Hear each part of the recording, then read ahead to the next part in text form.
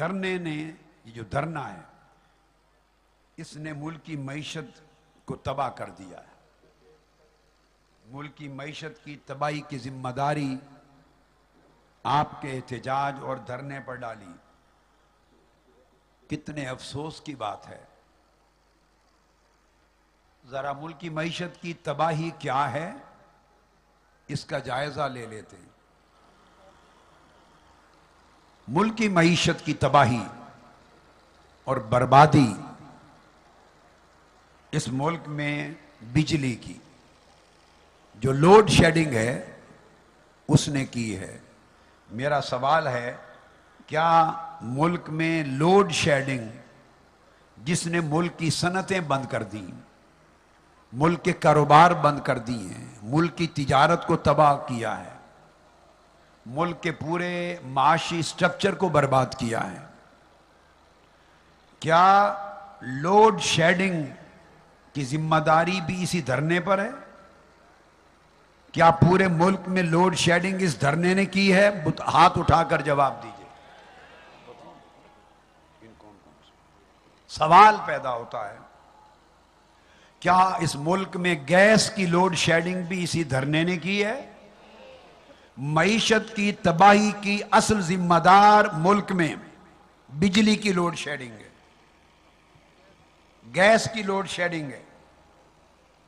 اس ملک میں معیشت کی تباہی، انویسٹمنٹ اور بیرونی سرمایہ کاروں کی دلچسپی کا کم ہونا اور انویسٹمنٹ کا غیر محفوظ ہونا، یہ سارے عوامل اس ملک میں لا قانونیت اور قتل و غارت گری کی وجہ سے ہیں، جس کی وجہ سے نہ کوئی بیرونی انویسٹر اس ملک میں سرمایہ کاری کے لیے آنے کو تیار ہے اور نہ یہاں کے لوگ اپنا پیسہ یہاں انویسٹ کرنے کو محفوظ تصور کرتے ہیں.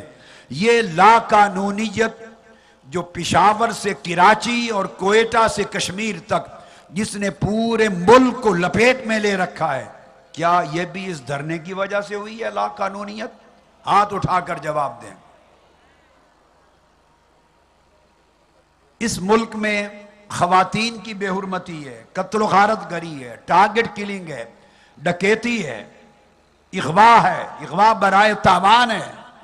یہ وہ سارے اسباب ہیں جن کی وجہ سے ملک کے کسی صنعتکار کی زندگی محفوظ نہیں، کسی تاجر کی زندگی محفوظ نہیں، کسی جاب کرنے والے کی زندگی محفوظ نہیں، شہریوں کی زندگی محفوظ نہیں.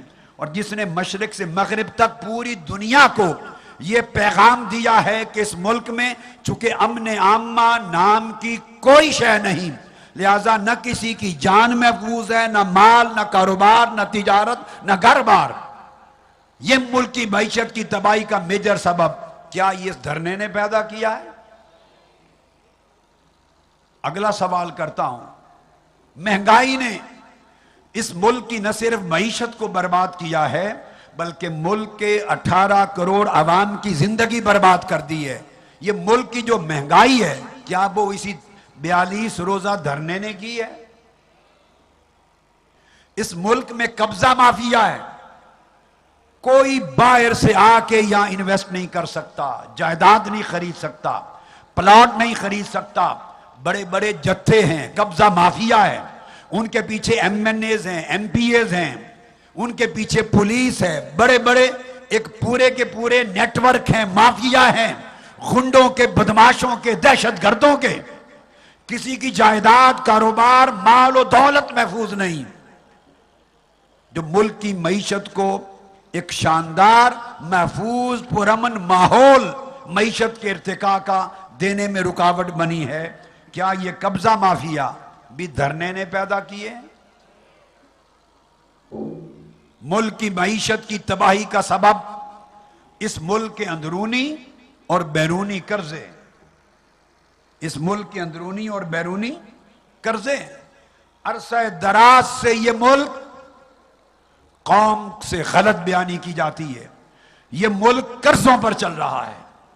جس ملک کی ساری معیشت کا انحصار قرضوں پر ہوگا اور لوگوں کو، عوام الناس کو قرضوں کا حجم، والیوم نہیں بتایا جائے گا، پارلیمنٹ کے فلور پر قرضوں کی ڈسکشن نہیں ہوگی، اس ملک کے باشعور طبقے کو اویئرنیس نہیں دی جائے گی کہ ہم کتنے قرضے لے چکے ہیں، کتنے فیصد سود پہ لے چکے ہیں، کتنا سود ادا کرنا پڑتا ہے سالانہ، کتنا اصل کیپیٹل ہے قرضے کا واپس کرنا پڑتا ہے، اور ہماری معیشت، ہماری قوم، 18 کروڑ عوام اور اگلی نسلیں اربوں خربوں کے حساب سے کتنے قرضوں کے بوجھ کے تلے دبی ہوئی ہیں۔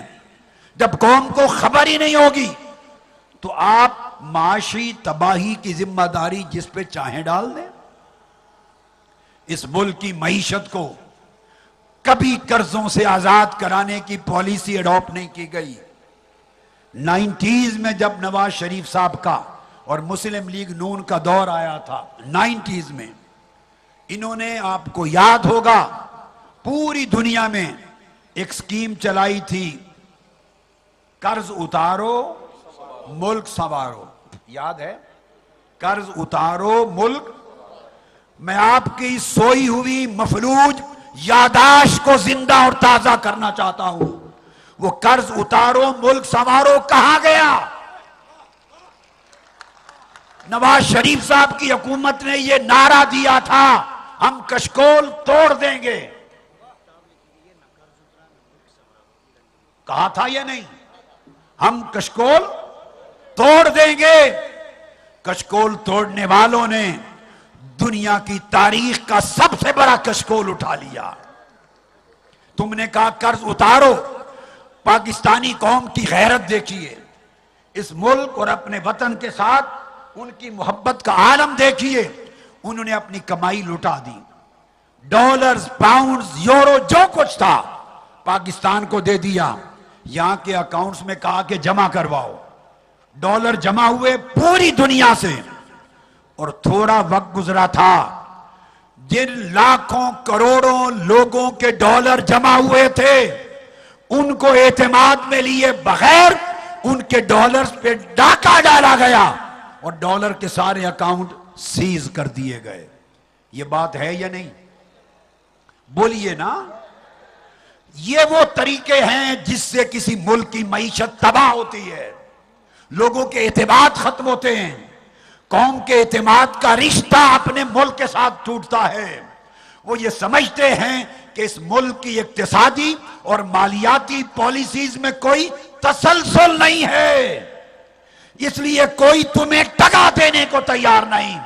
اگر یہ اقتدار انقلاب کے نتیجے میں پاکستان عوامی تحریک کے پاس آئے تو اقوام عالم میں پاکستانی قوم کے بچے بچے کا اعتماد اس قیادت پہ یہ ہے کہ ہم 6 ماہ سے لے کر سال کے اندر پاکستانی قوم کی مدد سے سارا قرضہ اتار سکتے ہیں انشاءاللہ۔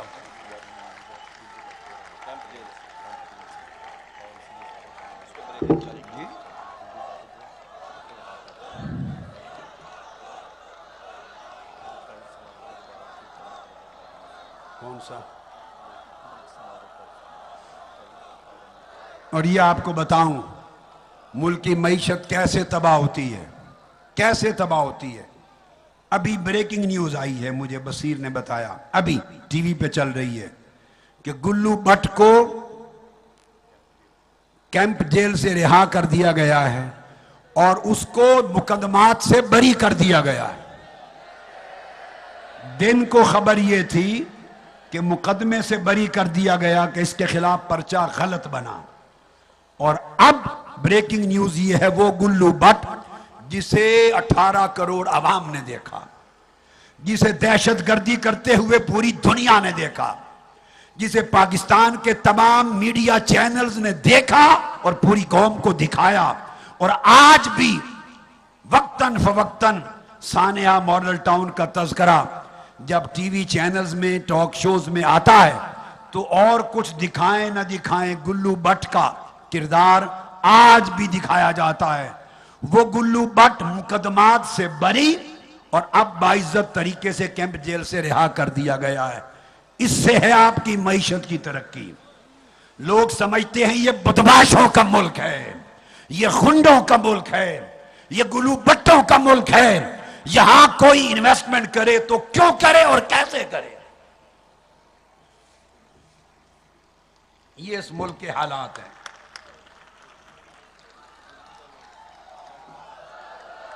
اب تو قانون کا تحفظ لینے کے لیے اس ملک کے ہر شخص کو گلو بٹ بننا پڑے گا، تب قانون اس کی حفاظت کرے گا۔